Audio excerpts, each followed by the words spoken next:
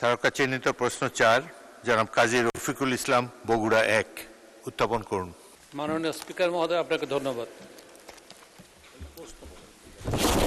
মাননীয় বিদ্যুৎ, জ্বালানি ও খনিজ সম্পদ মন্ত্রী মহোদয়, অনুগ্রহ করিয়া বলিবেন কি, আমার নির্বাচনী এলাকা 36 বগুড়া 1 সারিয়াকান্দি ও সোনাতলা উপজেলার চরাঞ্চলের বহু এলাকায় এখনও বিদ্যুৎ সুবিধা পৌঁছায়নি।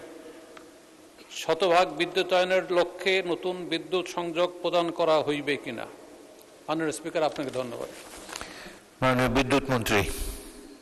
স্পিকার, পল্লী বিদ্যুৎ উন্নয়ন বোর্ডের আওতাধীন বগুড়া পল্লী উন্নয়ন বোর্ড সমিতি 1 ও জামালপুর পল্লী বিদ্যুৎ সমিতির অন্তর্ভুক্ত নির্বাচনী এলাকা 36 বগুড়া 1 সারিয়াকান্দি উপজেলার 2020 সালে শহরাঞ্চলে কিছু অংশ সাবমেরিন কেবলের মাধ্যমে এবং কিছু অংশ রিভার ক্রসিং টাওয়ারের মাধ্যমে বিদ্যুতায়ন করা হয়েছিল।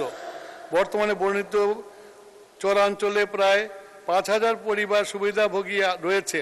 তবে নদীর মধ্যে অবস্থিত চর ভাঙ্গার কারণে সারিয়াকান্দি ইউনিয়নের চর বাটিয়া চর এবং হাট শেরপুর ইউনিয়নের নয়াপাড়া চর সহ অন্যান্য বিচ্ছিন্ন কয়েকটি চরে বর্তমানে কিছু গ্রাহক নতুনভাবে বসতি স্থাপন করেছেন, যারা বিদ্যুতের সুবিধার বাইরে রয়েছেন।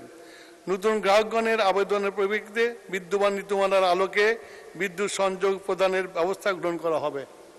ধন্যবাদ মাননীয় স্পিকার।